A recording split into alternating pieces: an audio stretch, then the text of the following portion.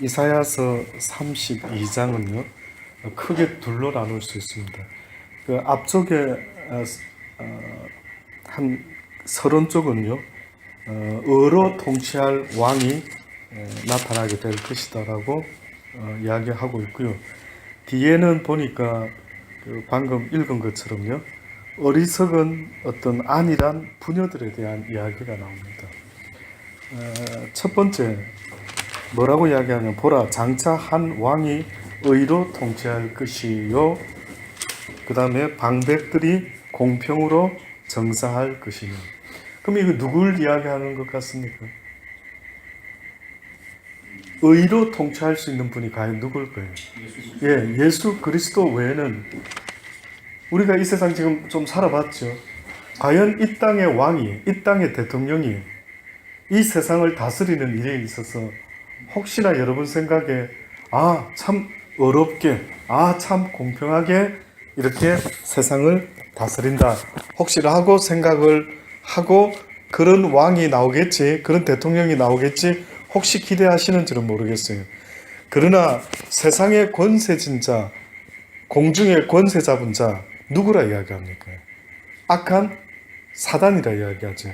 결국은 어떤 면에서는 이 세상이 사단에게 넘어가 버리고 난 이후로부터는요 없어진 것이 있다면 그는 의입니다. 의. 기대를 한다면 저는 성경을 모르니까 기대를 하겠구나. 그래도 어려운 대통령이 나올 수 있고, 또 이제 대한민국에 요즘 대선에 출마하겠다라고, 그죠? 여러 후보자들이 있는데 혹시 여러분 투표할 수 있다면 나 저 사람한테 왠지 투표하겠어. 그리고 저 사람은 대한민국의 대통령이 되어준다면은 막 대한민국을 의로 통치하고 막 불법을 당하는 자 없고 아주 억울한 일을 당하는 백성이 없는 그런 대한민국이 되지 않을까? 혹시 그런 후보 있습니까? 와닿는 후보. 누가 됐으면 좋겠어요, 대통령이. 저는 사실은 누가 되는지에 관심은 없습니다. 그렇게. 그냥 기왕이면 하나님을 좀 알고 두려워할 줄 알고, 내가 왕인데, 내가 대통령인데, 내가 권력이 있는데 해서 사람을 갖다가 함부로 대하지 않는, 최소한의 그 정도만 돼도 기대를 하죠. 그러나 결국 이 세상의 통치는요 언젠가부터 여러분이 느끼는지는 모르지만은 의로운 통치는 없다고 말하는 겁니다. 올바른 통치는 없는 거예요. 결국 자기를 위해서, 주변 가신들을 위해서 혹시나 정치를 그렇게 이끌어가는 것은 몰라도요 옳다고 생각하는 그 일, 그리고 불의를 제끼고 그 의를 세우면서 통치하겠다라고 하는, 언젠가 싱가포르 대통령인가요? 그 수상이었던가요? 남자분인데 지금 제가 이름이 기억이 안 납니다. 근데 그분이요 얼마나 검소하고 얼마나 청렴결백했는지 싱가포르 사람들이 그냥 모두의 아버지 같은, 그러기 쉽지 않지 않아요. 권력을 쥐고 힘이 있는데 그렇게 모든 국민으로부터 아주 객관적으로 존경받을 수 있는 수상, 쉽지 않는 것 같아요. 그래서 어떻게 보면은 성경은 자꾸 말합니다. 너희가 억울한 일 당하지 않고 정말 이런 분통 터지는 일이 어떻게 있을 수 있을까 할 때 이 땅에서는 기대하기 어렵다. 너희 그 나라 대통령으로서는 그 대통령으로 말미암아 어떤 기대하기는 어렵다. 근데 뭐라고 이사야는 말하냐면, 보라, 장차 한 왕이 나타나게 될 것인데 그가 바로 어떻게 한다고요? 의로 통치하게 될 것이고, 또 그 의로운 왕과 함께 통치할 방백들도 공평으로 정사할 것이다. 또 그 사람은 광풍을 피하는 곳, 폭우를 가리우는 곳 같을 것이며, 마른 땅의 냇물같이 같을 것이며, 곤비한 땅의 큰 바위 그늘 같으리라. 보는 자의 눈이 감기지 아니할 것이요 감기지 아니할 것이요 듣는 자의 귀가 기울어질 것이며 조급한 자의 마음이 지식을 깨닫고 어눌한 자가 혀가 민첩하여 말을 불명히 할 것이다. 어리석은 자를 다시 존귀하다 칭하지 않겠고, 결국은 그분의 나라가, 그분의 통치가 되면은 바로 이런 일이 일어나게 될 것이고, 이제 다시는 이 세상과는 구별되는 일이 벌어지는데, 그 대표적인 이야기가 지금 5절에 말하는 거예요. 어리석은 자를 어떻게 한다고요? 다시 존귀하다 칭하지 않겠다. 한번 여쭤볼게요. 성경은 지금 하나님의 통치가 있기 전까지는 어리석은 자를 갖다가 사람들이 존귀하다라고 말하고 있다라는 거죠. 괴요한 자를 다시 뭐라고요? 정대하다 말하지 않겠다. 옳고 크다라고 아주 큰 사람이라고 어떻게 보면 말하지 않겠다. 그럼 한번 왜 성경은 어리석은 자다라고 말하는데 기준이 뭘까요? 아마 현재 이 땅에서는 많은 사람들이 존귀하다라고 말하고 있고요. 그죠? 정대하다라고 말하고 있어요. 세상의 기준으로 봤을 때. 여러분은 사람을 볼 때에 혹시 어떤 기준으로 봅니까?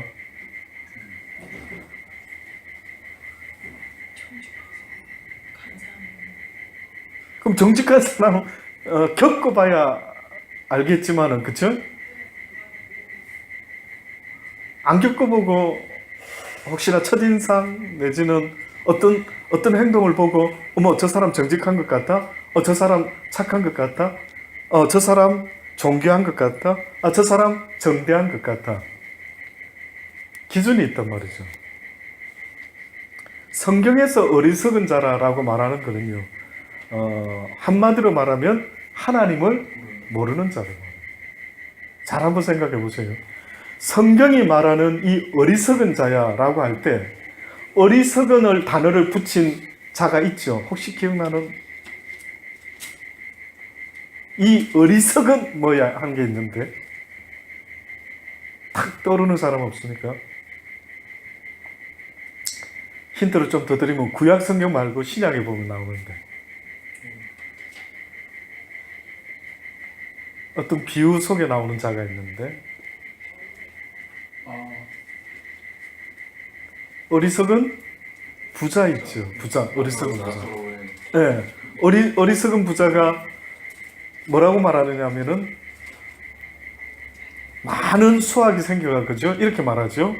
와, 내가 오늘 수확이 이번 금년에 너무 많이 됐다. 그래서 이제 창고를 좀 넓히고 좀 재물을 쌓아서 이제 내가 남은 인생 편안하게 노후 대책 해놨으니 잘 먹고 잘 살자라고 했죠.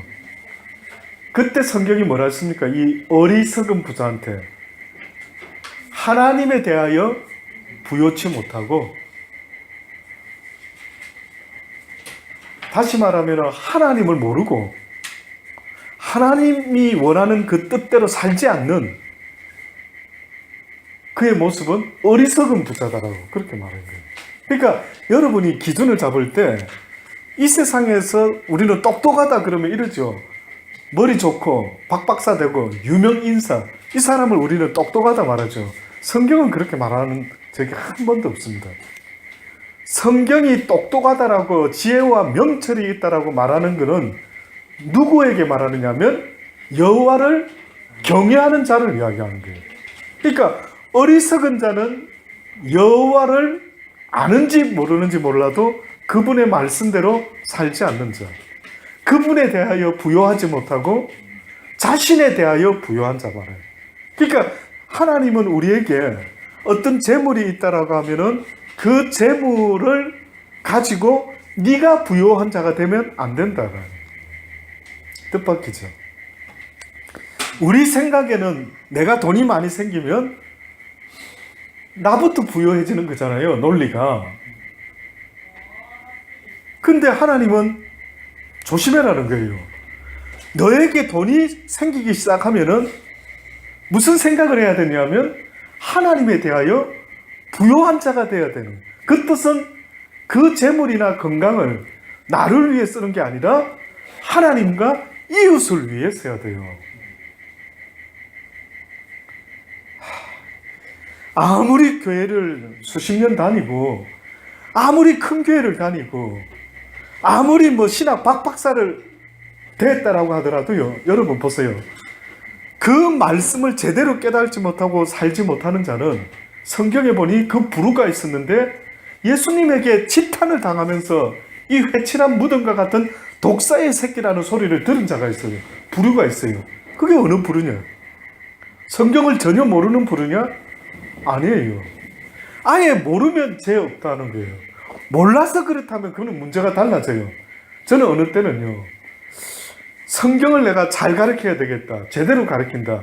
하지만 어떤 만약에 사람이 못 따라오면은 반대예요. 그거는 오히려 몰랐으면은 아버지가 넘어갈 수 있는데, 계속 아버지는 어떤 면에서는요, 어린아이 입을 통해서도 찬스를 주고, 이용호 목사 입을 통해서도 찬스 주고, 누군가에게는 허전도사 입을 통해서 누군가에게는 찬스를 주고, 집사님의 입을 통해서 누군가에게 찬스를 줘요. 나 또한 마찬가지인 거예요. 때로는 내가 하나님의 뜻을 쫓지 못할 때 하나님은 어떻게 하든 사랑하는 자녀에게 메시지를 주죠. 문제는 그 메시지를 들었을 때에 회개하고 깨닫고 나오는 자가 복된데, 그렇게 못하면 문제가 더 심각해진다. 이거는요, 어떤 논리냐면은, 몰랐을 때는 모르는 사람을 가지고 죄 있다 말하지 않아요. 하나님은 듣지 못했는데 어떻게 주의 이름을 부를 것이고 전하는 이가 없는데 어떻게 그들이 알 수 있겠느냐 이랬어요. 그러니까 하나님도 그래서 전도자들을 세워서 보내잖아요. 근데 만약에 똑같이 들었어요. 그렇죠? 그런데도 불구하고 행하지 아니하면은 어떤 일이 벌어지냐면 화 있을진저, 이게 되는 거예요. 그래서 성경에 화 있을진저 주로 누구한테 이 단어를 썼느냐 하면은 하나님을 모르는 자한테 쓴 게 아니고 하나님을 아노라 하면서 그 뜻대로 살지 아니하고, 결국은 제가 늘 말씀드립니다만 자기를 한번 돌아보세요. 자신을. 하나님 뜻대로 못 산다라는 말은 곧 내 뜻대로 사는 거예요. 그럼 죽는데. 저는 그 아나니와 삽비라 이야기 있지 않습니까? 아나니와 삽비라. 그 두 부부가 해필이면 마음을 맞췄는데 좋은 쪽으로 마음을 맞추지를 못했어요. 부부의 장점이 뭔지 압니까? 목사도 못 지적하는 거, 부모도 잘 못 지적하는 거, 그를 보게끔 봐줄 수 있는 거울이 돼주는 거, 이게 부부의 장점이에요. 그래서 어떤 면에서 허전도사가 혼자 산다 할 때에 물론 또 잘 만나야지, 그죠? 믿음의 딸을 잘 만나서 또 이제 한번 인생 후반전에 살아본다 하면은 가치가 있죠. 근데 부부가 산다라고 살아보니까, 내가 만약에 목사인데 누가 나한테 대놓고 지적하기는 좀 부담스럽잖아요, 그렇죠? 아이고 저 목사 어찌 되든 말든 제낀단 말이에요. 그런데 누군가가 나한테 쓴소리라 할지라도 당신은 하나님 말씀에 이런 게 있는데 왜 그렇게 안 하시고 이러십니까? 라고 나의 영적인 거울이 돼줄 수 있는, 또 지적해 줄 수 있는, 성경이 그 역할을 해야 되는 게 첫 번째인데 성경을 듣지 않는 거예요. 성경 말씀을 듣지 않는 거예요. 또 목사가 그 역할을 해줘야 되는데 목사도 말도 듣지 않는 게 만약에, 그러면 누가 그 결혼한 사람에 있어서 부부가 그 역할을 해요. 서로를 세워줘야 되는 거예요, 집사님. 저도 사모가 잘못하면 저는 대놓고 이야기를, 옛날에는 막 너무 대놓고 해가지고 상처받았다더라고요. 그러니까 그 누구보다도 그렇게 했었어야 되는데 아나니와 삽비라 있잖아요. 뜻밖에도 다른 일에는 어땠는지 모르는데 부부가 일심동체가 됐어요. 근데 해필이면 어떤 일에 일심동체가 됐느냐 보니까 성령을 속이는 일에 일심동체가 됐더랬어요. 그래서 결국은 어떻게 됩니까? 성경에 저는 그 두 부부 생각하면 가장 무서운 이야기가 성경에 쓰여 있다. 무서운 스토리다. 전혀 하나님을 모르는 사람도 아니었고, 그래도 밭을 팔아가지고, 그렇죠? 헌금까지 했어요. 그러면 요즘 시대로 말하면 어느 정도 교회 안에서 어느 정도인 것 같습니까? 최고의 위대한 하늘이요. 꽤나 교회에서 직분으로 따지자면 뭐 장로님 내지 집사님, 권사님, 그렇죠? 인정하십니까? 맞아요. 제가 봐도요. 막 갈등 조금 하면서 이거 우리는 막 다 헌금하기는 좀 그러니까 조금 좀 줄여서 하자. 할 수 있죠. 근데 그들이 줄이는 것은 어떻게 보면 하나님이 뭘 하는 건 아니겠죠. 네 믿음대로 내면 되는 거예요. 그렇죠? 근데 그들이 문제가 뭐였습니까? 이만큼에서 이만큼 잘라서 가져와 놓고는. 근데 나는 성경에 읽을 때요, 저는 어떤 것도 신경이 쓰이는 줄 아십니까? 그 사도가 저 같으면 이렇게 하겠어요. 이 귀한 헌금 하시네. 기도합시다. 이래 붙잡고 그냥 기도하면 되잖아요. 그렇죠? 그렇죠? 근데 세상에 갑자기 물어보는 거예요. 뭐라 물어봅니까? 이게 다냐? 이렇게 물어보는 거예요. 그러니까 저는 어느 때는 하나님 저에게도 그런 영적인 깨달음을 아주 투시의 은사를 주셔서 좀 탁 해서, 근데 아마 그때 저 생각에는 가르쳐 주신 것 같아요. 뭔가 교훈 삼을 일이 있으시니까 아마 그 사도에게 가르쳐 줬겠죠. 그가 다 팔지 않고 일부 떼왔는데 아마 조금 문제가 있는 것 같아. 뭐 하나님 사인 줬겠죠. 갑자기 사도가 이게 다냐 물어봤네요. 그럼 전도사님 같은 뭐라고 대답하겠어요? 그냥 다는 아닙니다. 이거 다는 아니고요. 반 정도 지금 하여튼 반은 우리 쓸 때가 있어가지고 제가 이렇게 말해도 되잖아요. 있는 그대로. 근데 그 사람들이 이거 답니다 이렇게 말했어요. 그럼 또 여쭤볼게요. 왜 그렇게 말했을까요? 그 정도 신앙생활 하는 분이 밭을 팔아서까지 그렇게 헌금할 정도인데 어떤 신앙을 가지고 있길래 갑자기 다라고 거짓말을 했을까요? For what?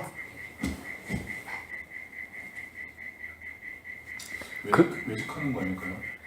그렇죠. 그러니까 교회 안에서 지금도 신앙생활 하는 사람들 가운데 사람을 의식하는 사람이 있어요. 믿음 생활을. 잘 생각해 보십시오. 그러니까 뜻밖에도 신앙생활이라는 것은 누굴 상대로 하는 겁니까? 하나님을 상대하는 거예요. 제가 목회를 하지만 여러분을 상대하는 거 아니에요.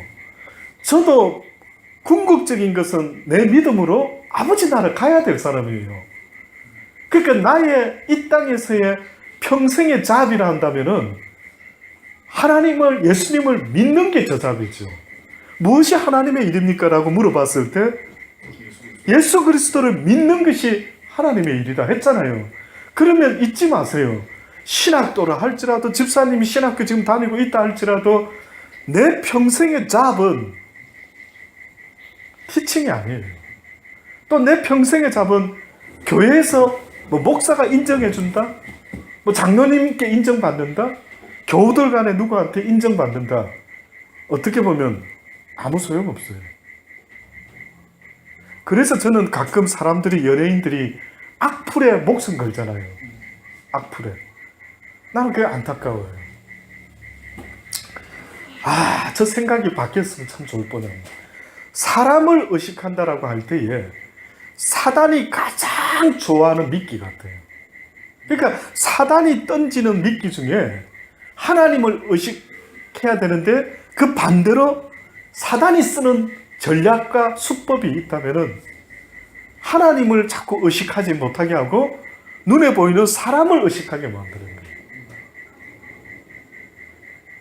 어떤 사람들은 금식기도 자기가 40일 금식기도 했다고 하는 사람,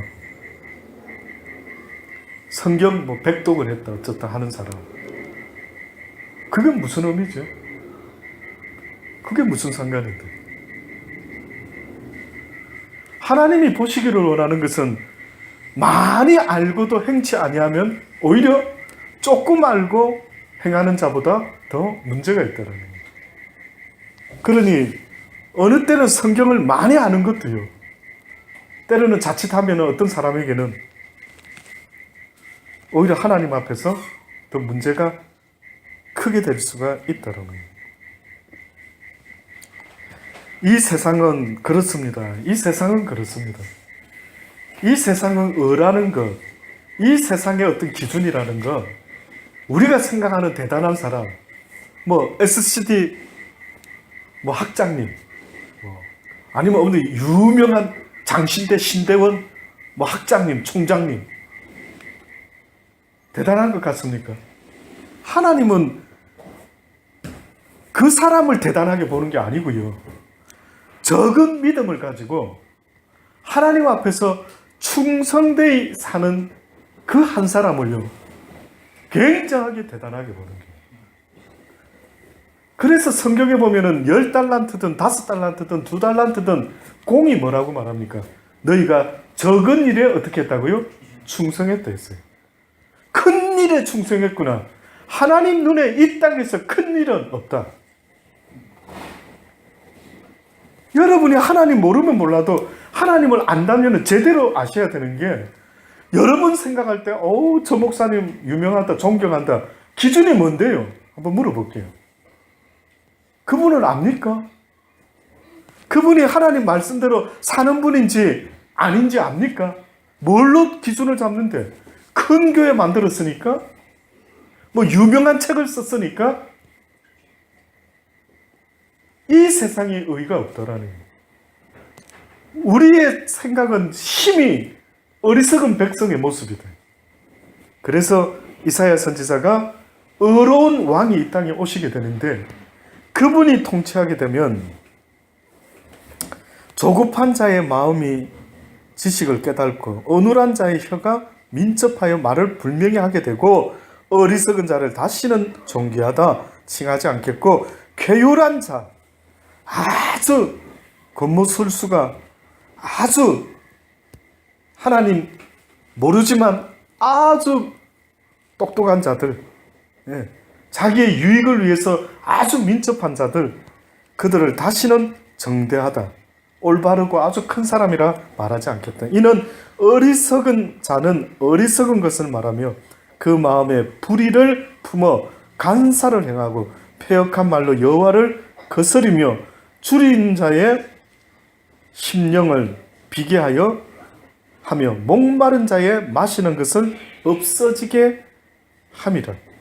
영적으로 말하는 것은, 한마디로 말하면 이런 자들은 하나님의 사람에게 해를 끼치는 자들.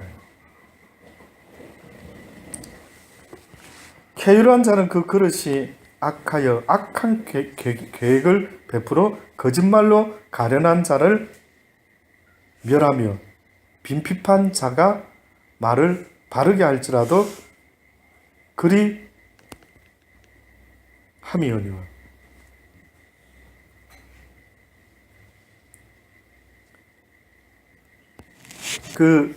하나님이 좋아하는, 관심 있는 부류가 있다고 그랬죠, 제가. 여러 부류의 사람이 있습니다. 잘 들으셔야 될 것 같아요. 저와 여러분이 지금 평범한 사람이죠. 저도 시드니의 평범한 목사고, 오히려 오늘 아는 우리 예본의 목사님이 어떤 분을 우리 교회 소개한다고 혹시 전화 오면은 받으시라고. 나중에 또 그분하고 같이 있으면서 전화가 왔더라고. 혹시 이어완이 있느냐고. 아마 이어완 자녀가 있는 모양이에요. 그분이 이렇게 교회를 소개해달라 했대요. 좀 교회가 큰 교회 싫고 조그만하고 이렇게 함께 좀 어우러질 수 있는, 자금하고 마음을 나눌 수 있는 그런 교회면 좋겠다. 그래서 이 분이 저가 생각났다는 느낌. 그런 거 보니까 저는 그냥 작은 교회 축에 불명이 드는 평범한 목사죠. 근데 여러분 잊지 마세요. 하나님의 관심이 성경에 보면 누구에게 가 있다고요? 과부, 고아, 나그네, 소자. 그러니까 한마디로 말하면 이 부류들은 뭡니까?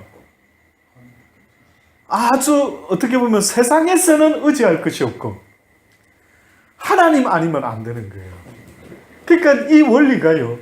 자기가 세상에서 참 나는 보잘것없는 자라 깨달아가지고요. 실제도 보잘것없고 참 나는 보잘것없다. 이런 자가 누구를 찾게 되느냐 봤더니만 하나님을 찾게 되는 거예요. 근데 진짜 실제로 보잘것없고 초라하면서도 하나님을 안 찾는 자들은 도대체 뭡니까? 간이 부었든지 악하고 게으른 자입니다. 진짜로. 어떻게 보면 그런 사람은 최고 불쌍하죠. 이 땅에서도 거지같이 살았고 이 땅에서도 무명한 자같이 살았고 그러면 하나님 붙잡을 굿찬스인데 전혀 하나님에 대해서는 그냥 교회만 만약에 왔다 갔다 했다면 슬픈 이야기가 되는 겁니다. 그래서 여러분의 믿음과 신앙은요, 내가 지금 하나님의 뜻을 다 안다라고 보지 마세요. 다 아십니까? 교만입니다. 저도 다 안다라고 말할 수가 없어요. 그래서 제가 어느 때는 이랬어요. 한참 하나님을 배울 때 제가 성경을 보다 이제 늘 부족하니까 늘 지적당하면서 배우다 보니까 어느 때 이랬어요.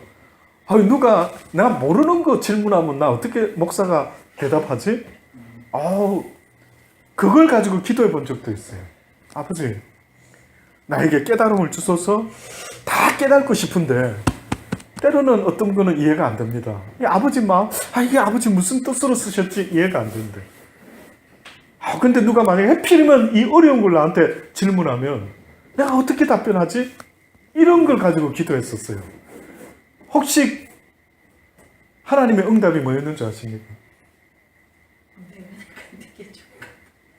내 은혜가 내게 줘. 아니요. 네, 그렇게 말했어요. 오늘 그 채플 잠깐 들었던 얘기 중에 하나가 나오는데 예. 그 믿음의 분량대로라는 얘기더라고요. 예. 그러니까 믿음의 분량대로 또 하라는 부분 이런 거 듣지 않을까. 그게 정답인지 모르겠는데. 근데 성경에 있는 이야기예요.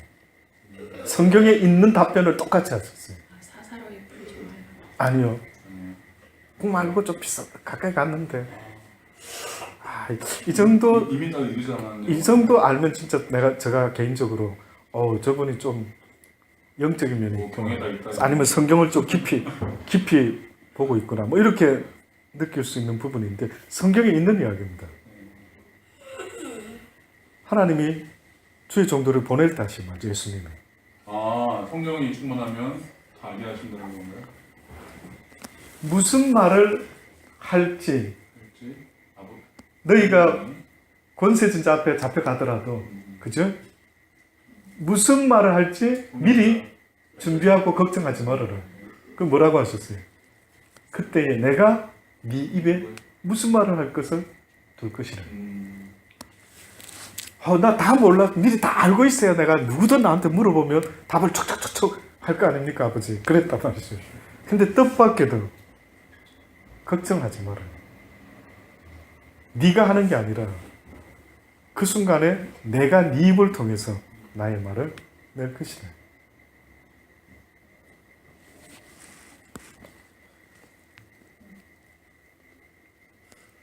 그래서 하나님의 관심은요, 그런 가난한 자, 어려운 자, 약한 자, 여기에 100% 관심이 있어요.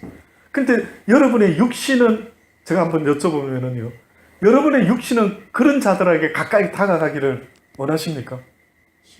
싫어합니다. 내 스타일이 아니면 조금 부담스럽습니다. 그렇죠? 인정하죠? 저도요, 어떤 사람은 영적이지 않는 사람인 걸 저도 잘 압니다. 제가 그 정도 모르고 지금까지 아버지하고 씨름하며 여기까지 왔겠어요? 여러분보다 어떤 면에서는 아버지가 느끼게 해주는 딱 사람을 봤을 때 그 영의 느낌이 확 있게끔 하시는 게 있죠. 그런데 난 저 사람은 내 스타일이 아니면 대화가 안 되겠다. 이럴 수 있죠. 저는 목사님들 중에 그런 게 있었어요. 나이 저보다 많으신 분들. 막 그냥 본인이 하나님 이야기를 하시는데 내가 들어보니까 개인적으로 너무 수준이 낮은 거예요. 한때였습니다. 지금은 그런 생각 안 합니다. 그래서 제가 이거 어떻게 하지? 막 좀 더 알려주려고 막 애를 썼어요. 나중에 그 자리가 끝나고 나서 한참 하나님 간섭하실 때 어떠냐? 막 좀 답답하고 좀 주님을 잘 모르시는 것 같고 평생을 저렇게 선교사로 계셨다는데 어떻게 조금 뭔가가 느낌이 좀 그때만 대본에 뭘 지적하시냐면 누구를 섬긴다 사랑으로 네가 내 사랑을 가진 자다 그러면 그거는 곧 사람을 섬기는 자다 아들아. 그럼 네가 사람을 섬겨야 되는데 사랑으로 이제 그런 사람을 만났다. 네 스타일이 아닌 저 사람 가르쳐줘야 되는데 이런 사람 만났다. 그런데 그 사람을 어떻게 섬길 수 있겠느냐? 안 되는 거예요. 저는 몰랐어요. 그런 사람은 섬길 필요가 있을까? 그렇잖아요. 근데 갑자기 깨달음을 주시는데 그의 말을 들어주는 것. 그게 그를 섬기는 거예요.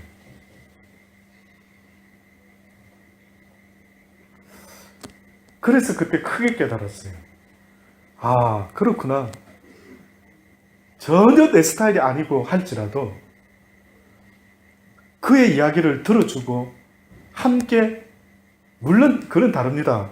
악한 자리에 앉지도 말고 이거는 달라요. 제가 그 이야기 악한 자리에 그렇게 있으라는 게 아니에요. 그거는 당장 떠나야죠. 그게 아니고 믿음이 부족해서 좀 미련해서 좀 뭘 몰라서 나마저 상대 안 해주면 안 될 것 같은 자들. 그래도 그 마음 하나에 나는 9가지의 부족이 눈에 띄는데 우리 하나님은 한 가지의 장점을 보시고 그를 긍휼히 여기시는 그 마음을 가지기를 원하시더라고요. 그래서 제가 그 다음부터 저도 낯가림이 좀 있는 스타일인데 그렇구나. 그래서 판단과 정죄는 접어버린 거예요. 원수라고 하더라도 하나님 뭐랍니까? 화평하라. 그렇죠? 원수가 누군데요? 나를 해코지게 하고 나를 안 좋아하는 자들. 그럴지라도 어떻게 하라고요? 화평하라. 그럼 그 말은 그럴지라도 그들을 미워하지 말고 하나님의 사랑의 마음을 가지고 그들을 똑같이 대해야 돼요. 그래서 저는 노예 가면은 요번에 지난주에 갔었다 그랬죠? 가서 이제 한 40대 젊은 목사들이 좀 이제 저는 오래 교제는 안 했지만 좀 있어요. 막 한참 때가 돼서 막 어떤 면에서 저 눈에 봤을 때는 막 자기가 나서려고 하고 막 노예에서 정말 맡아서 일하려고 하고 이런 게 막 있는 분들이 있죠. 그럼 저는 옛날 같으면 낯가림이 있어서 막 그러고 넘어갈 수 있대. 근데 요즘은 그러지 않아요. 아주 오랫동안 만났던 사람처럼 아주 친근한 미소를 머금고 아유 목사님 잘 지내셨냐고 안부 건넵니다.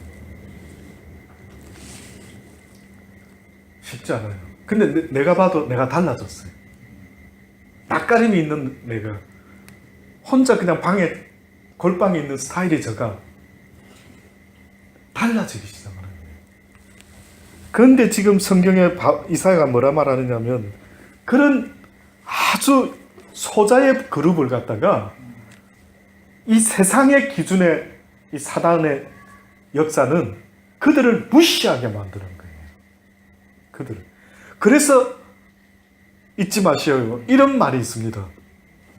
소자에게서 하나님의 형상을 볼 수 있을 때까지 너의 믿음을 멈추지 마라. 내 믿음을 생각할 때 소자를 봤는데 그 속에서도 하나님의 구원의 은혜를 보고 그 소자 속에서 예수 그리스도의 형상을 볼 수 있을 때까지, 그래서 그 소자에게 함부로 할 수 없을 때까지 내 믿음이 멈춰서는 안 된다. 그래서 여러분 스스로가 하나님 앞에 떳떳하고 직고할 때에 주여 나를 아시지요 이 말을 하고 싶으면은 여러분 스스로도 돌아볼 수 있어야 되는 거예요. 내 믿음이 그분 앞에 가서 직고할 때 부끄러운 직고가 안 되려면 지금부터라도 아버지 절 아시죠? 저 원래 그런 사람 아닌데 힘들었지만 또 그런 생각이 자꾸 왔지만 날마다 싸웠습니다. 경건의 훈련이 필요하다고 말했던 단어는 무슨 의미냐면 우리 육은요 경건치 못하도록 살도록 만들어요. 이 사단은. 그러니까 경건치 못하다라는 건 늘 말하죠. 경건은 가부와 고아와 나그네를 돌보는 것인데 이놈의 사탄은 우리한테 경건하게 살지 말라고 가르치는 거예요. 그러면 그것은 그들을 무시해라. 함부로 대도 된다. 저런 것들하고 무슨 교제를 나눠? 이렇게 자꾸 주는 거예요, 생각을. 그거는 저만 그런 게 아니라 다 그런 거예요. 이 육신 얘는 내버려 두면 그렇게 생각을 줘요, 저한테. 그전에는 얘가 주는 생각이 난 줄 알았어요. 나는 이런 스타일이구나. 이런 거 싫어하는 스타일. 그게 전 줄 알았어요. 근데 어느 날 하나님의 말씀 앞에 나를 비춰보니까 왜 그게 니라고 생각하냐. 니 속에, 니 심령에는 하나님을 섬기려고 하는 선한 마음이 있지만 바울이 고백한 것처럼 내 육신에 또 다른 법이 있다. 근데 이 두 법이 내 한 몸 속에 함께 있는 걸 보았다. 근데 이놈이 복종하지를 않는다. 이놈은 하나님의 법에 순종하는 법이 없답니다. 계속해서 하나님의 법을 어기라고 말하는 거예요. 그래서 바울이 뭐라고 말합니까? 육이 있는 날까지 내가 온전히 붙잡았다 함도 아니요 온전히 이루었다 함도 아니라 아버지 나라에 가는 날까지 그 표대를 향해서 달려갈 길을 달려간다. 무슨 미닝인데요? 달려간다라는 말이 마라톤 한다 이 말입니까? 수많은 사람이 그 뜻을 모르더라고요. 달려갈 길 달려간다 했더니만 무슨 마라톤 경주하는 줄로 알고만 있는 거예요. 바울이 말하는 달려간다라고 하는 것은요, 내 육신의 법을 어떻게 한다고요? 날마다 친다라고 말하는 거예요. 이걸 달려간다라고 말하는 거예요. 내 육신의 생각이 자꾸 나를 사로잡아 오는 걸 본단 말이에요. 여러분은 못 봅니까? 바울같이 대단한 사람이 그 정도면 저와 여러분은 어떨 것 같습니까? 예수님도 겟세마네 동산에 기도할 때에 내 원대로, 다시 말하면 내 육신의 원대로 하지 마옵시고 아버지의 원대로 뜻대로 이루어지기를 원하나이다. 예수님이 어떻게 그런 기도를 할 수 있어? 그분에게 그런 갈등이 어떻게 있을 수 있어? 있단 말이죠. 그러면 예수님도 그렇게 될 수밖에 없는 안타까운 것은 육신이 있기 때문에 그때. 그러면 육은 살리는 것은 영이니 육은 무익하다 할 때 이 육은 누구한테 넘어갔다? 사단에게 넘어갔어요. 그래서 공식적으로 죄지은 인간을 컨트롤할 수 있는 능력은 하나님만 있는 게 아니라 누구에게 있다? 사단에게 있다. 그래서 그거를 성경은 조금 명확하게 표현하기를 육은 그놈이 지배했고 그 지배당한 육 때문에 내 영까지 육에 사로잡혀 버린 거예요. 그래서 성경은 표현하기를 불순종의 아들로 살았다는 거예요. 다시 말하면 원래 영적인 우리가 이 사단이 육을 지배하면서 본능적인 사단의 육적인 악한 생각으로 우리를 사로잡아 버린 거예요. 그래서 우리 영이요 육신에 갇혀버렸어요. 죄에 갇혀버렸어요. 저와 여러분이. 그래서 저와 여러분이요 세상식으로 하나님의 사람들이 살기는 사는데 기쁨이 없는 거예요. 세상식으로 사는데 평안이 없는 거예요. 열심히 돈 벌고 열심히 결혼해서 아이도 낳아보고 살아보는데 그 어디도 내가 쉴 곳이 이상하게 없는 느낌이 나요. 물론 아직도 막 돈에 취해서 부자에 취해서 자식이 이뻐서 남편이 너무 좋았어 아내가 너무 좋았어 이렇게 사는 사람이 있겠죠. 물론. 그런데 나이 드신 어르신네들에게 물어보세요. 익사이팅한 게 뭐 있으셨습니까? 그러면 이럽니다. 그때는 뭔 몰라서 좋았다. 그때는 뭘 몰라서 그게 단 줄 알고 살았대.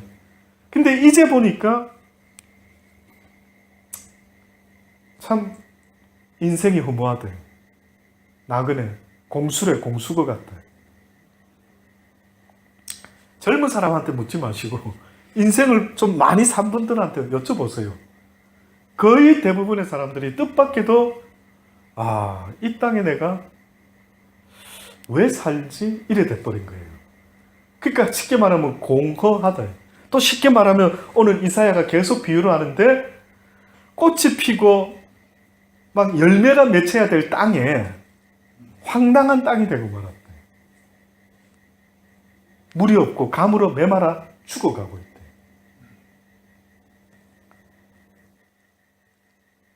그래서 하나님이 우리 심령을 이제 살리시려고 그 땅에다 물을 부었는데 그 물이 세상 땅 같았으면 눈에 보이는 생수죠. 근데 우리 심령은, 영혼은 그걸로 소생시킬 수가 없어서 성경에 뭐라고 말합니까? 예수님이 내가 곧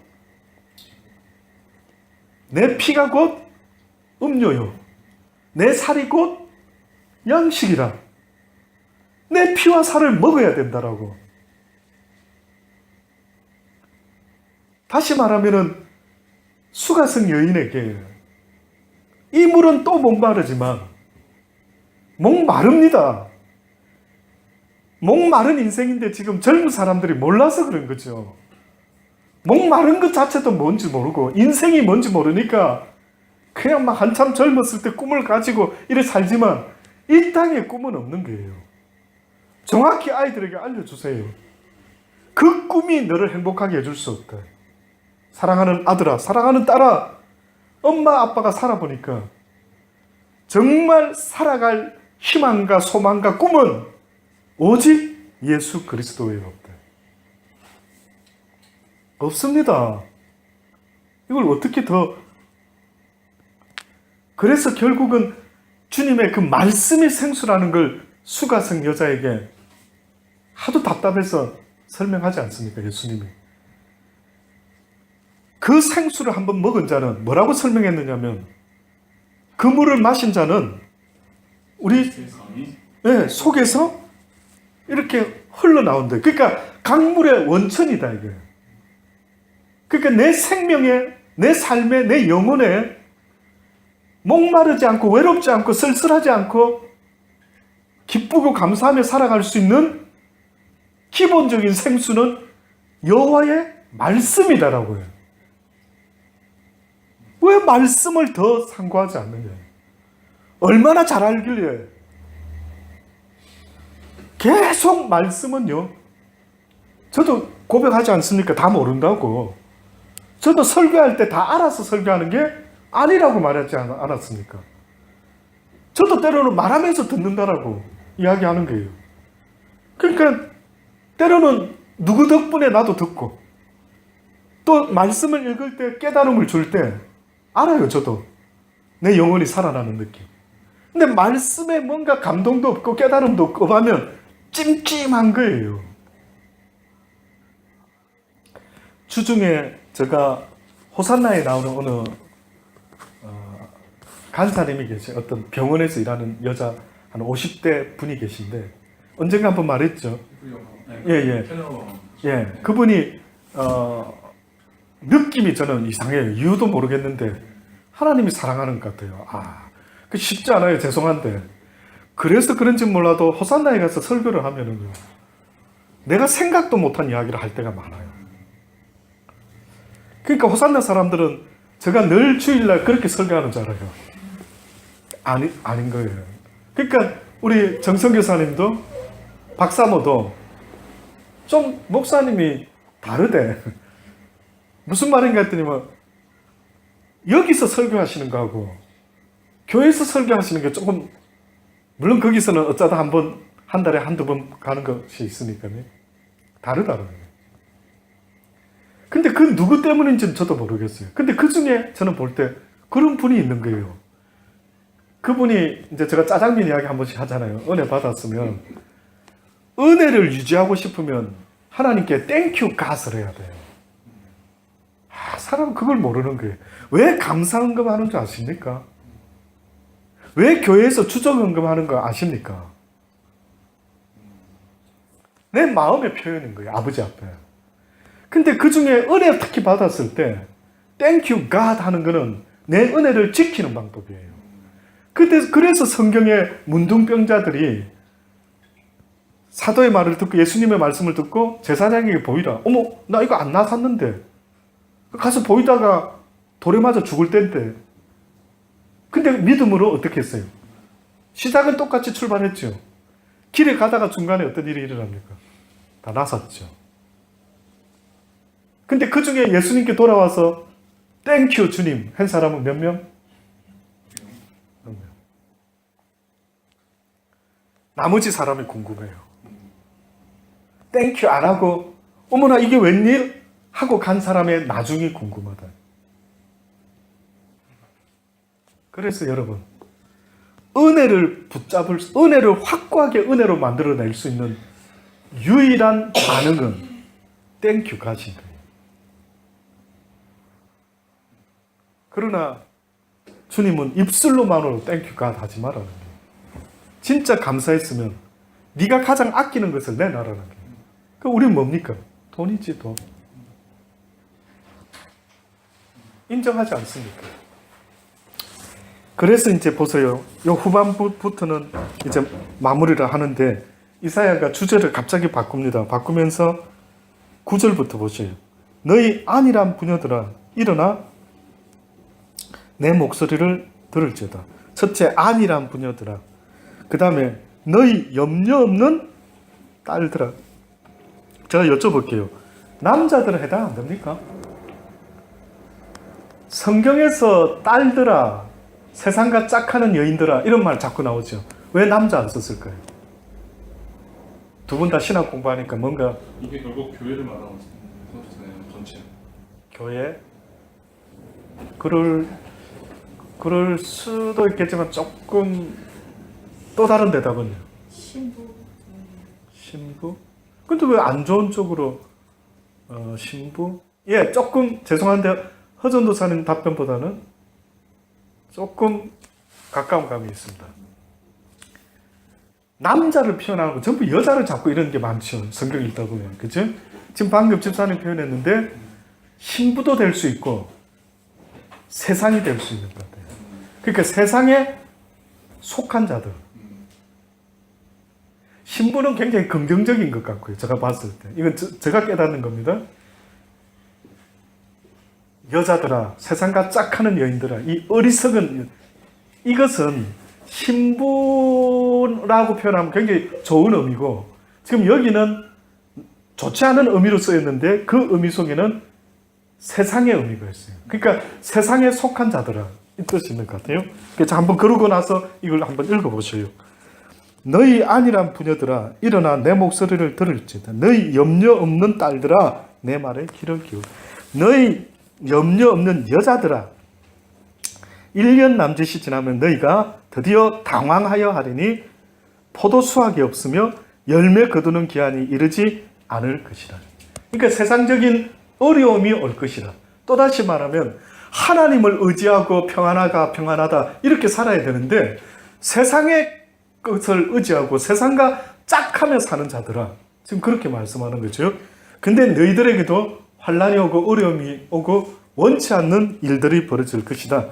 기대했던 수확이 없어지게 돼. 너희 안이란 여자들아 떨지어다. 너희 염려 없는 여자들아 당황하여 할지어다. 옷을 벗어 몸을 드러내고 배로 허리를 동일지어다. 이 뒤에 말씀은 무슨 의미입니까? 누가 옷을 벗어 몸을 드러내고 배로 허리를 동인다. 이 액션이 뭡니까? 회개하는 자의 액션이 돼. 구약 성경에서 회개하는 자의 공통적인 액션은 좋은 옷을 다 벗어 던지고 베옷을 입고 머리에 재를 뒤집어 쓰고, 그렇죠? 그러니까 여인들아, 세상과 짝하는 자들아, 지금 너희들에게 이런 환란이 오기 전에 빨리 뭐 해라고요? 회개부터 하라. 환란이 벌어지고 나서 회개하는 건 too late. 잘 들으셔요. 잘 들어보셔요. 제가 성경을 개인적으로 아무리 읽어봐도요, 타임이 정해져 있는 게 있는 것 같아요. too late 되는 자들이 있어요. 회개도 기회가 늘 있는 게 아니라요. 회개할 기회가 있고 은혜 받을 때가 있고 구원 받을 때가 있는데 그 타임을 놓치게 되면 어떻게 된다고요? too late이네. 그래서 지금 회개를 이야기하면서 좋은 밭을 위하여 열매 많은 포도나무를 위하여 가슴을 치게 될 것이라. 형국과 진려가 내 백성의 땅에 나며 희락의 성읍 기뻐하는 모든 집에 날 것이라. 결국은 하나님의 백성들도 이런 가운데 처해 있는 안타까운 모습을 지금 지적하고 있습니다. 대저 궁전이 폐함받으며 인구 많던 성읍이 적막하며 산과 망대가 영영이 고열이 되며 들나게 절개하는 꽃과 양떼에 풀 먹는 곳이 될 것이라. 필경은 위에서부터 성신을 우리에게 주시어. 이제 결론 냅니다. 필경은 보세요. 위에서부터 성신을 우리에게 부어 주시리니 광야가 아름다운 밭이 되며 아름다운 밭을 살림으로 여기게 되리라.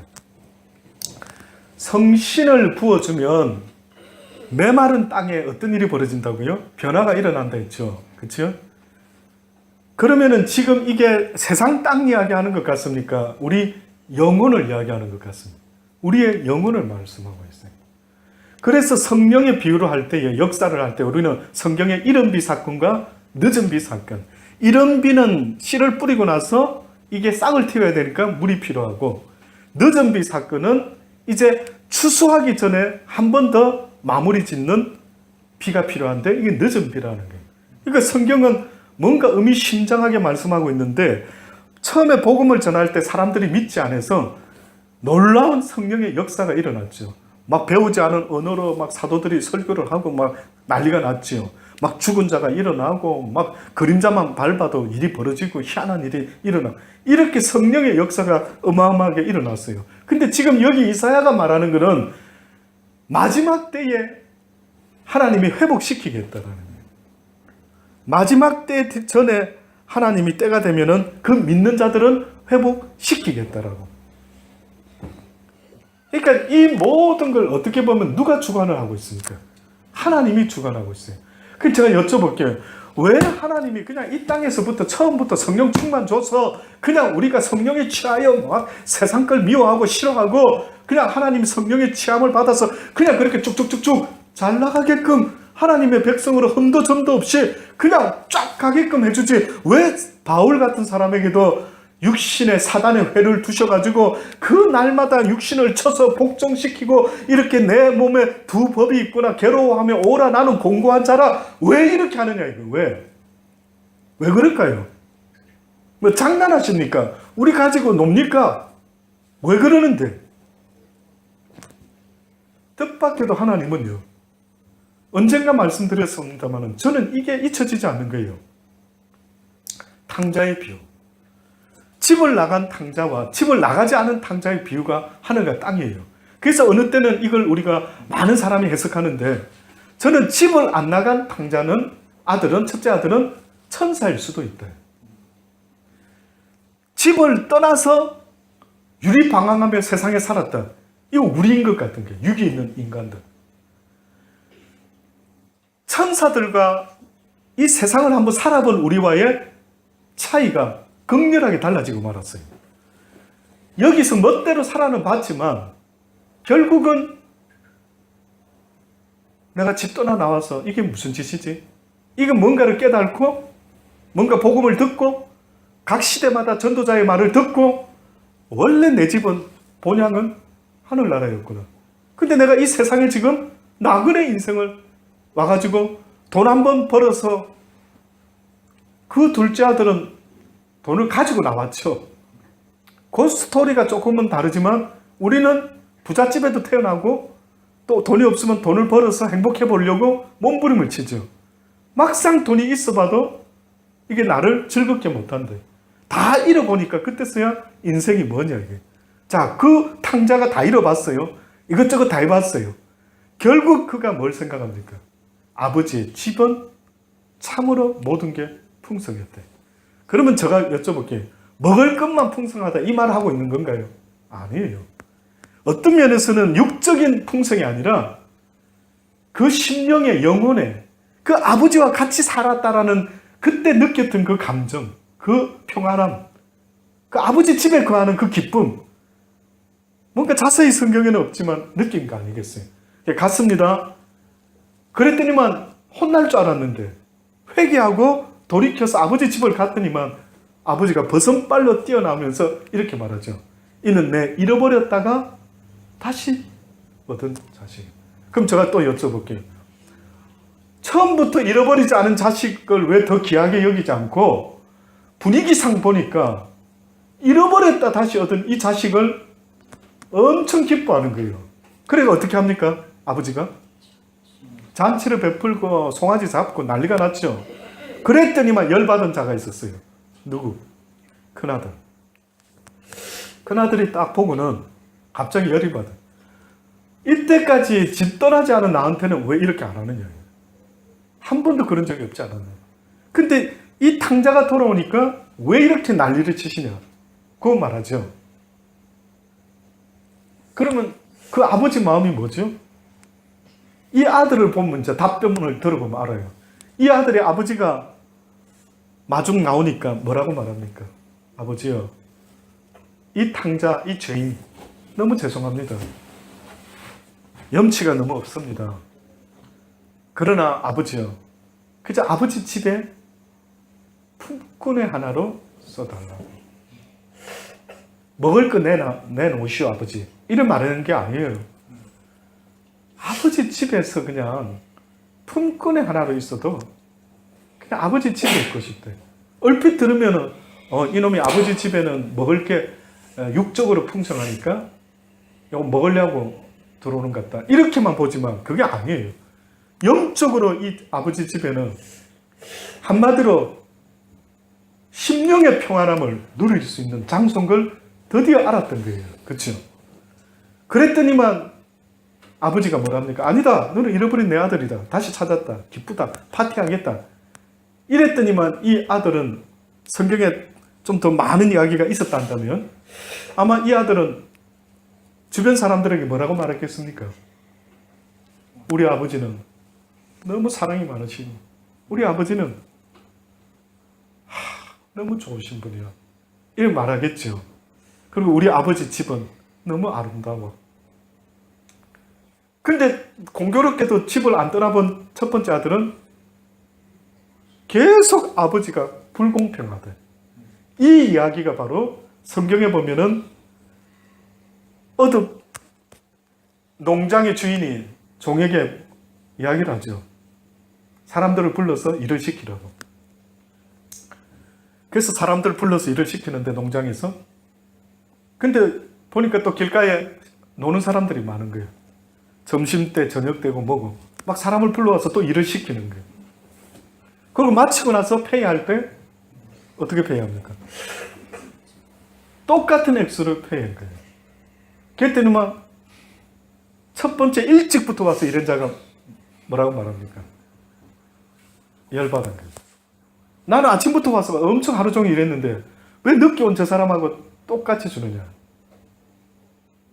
그러면 허전도사님 봤을 때 내 동생이 늦게 왔는데도 똑같이 줬다. 그러면 어떻게 합니까? 땡큐 주인 이랬겠죠. 근데 내가 아닌 딴 녀석은 늦게 들어왔는데 받은 거예요. 이 땡큐가 안 되는 거예요.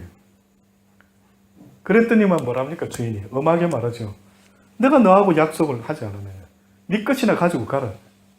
내가 의로움으로 내가 인자함으로 네가 지금 나를 뭐라고 하느냐?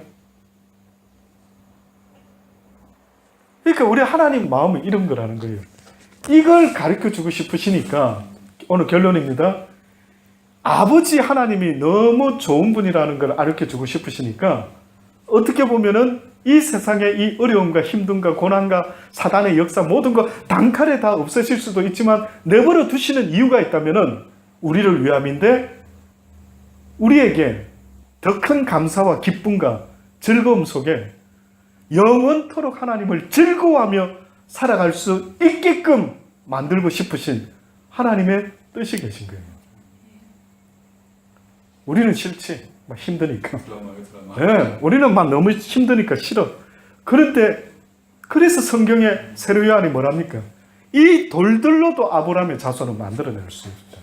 이 돌들로도 죄 안 짓는 인간 만들어낼 수 있다.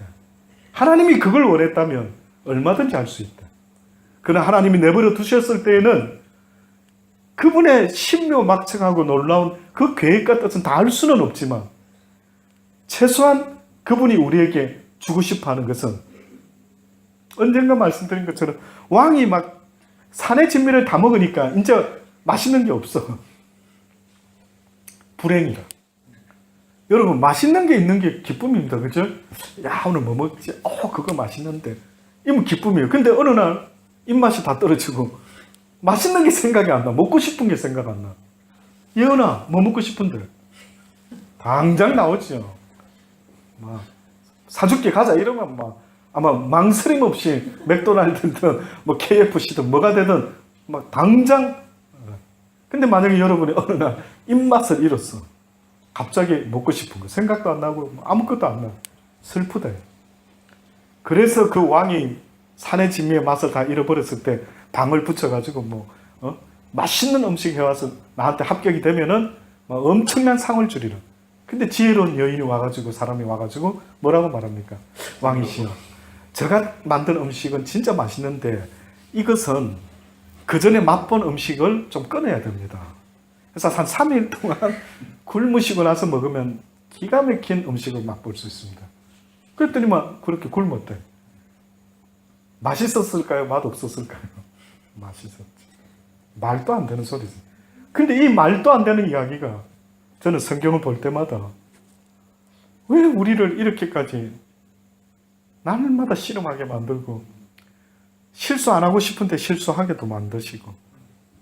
그러니까 이 사람들은 이런 사람들은 아버지 어느 때 온전한 구원이 이루어지겠나이까 막 이제 몸부림을 치는 거죠. 그러니까 하나님이 약속을 하는 게 조금만 기다려라. 마지막 때에 내가 때가 되면 너희를 다시 회복할 거다. 성신을 부어줄 테니 그때는 너희가 놀라운 성령의 역사 속에 그전에는 그렇게 악한 육신의 법을 이기지 못했는데 이제는 예수 안에서 날마다 승리의 연속의 삶을 살게 될 것이다. 기도하십시오.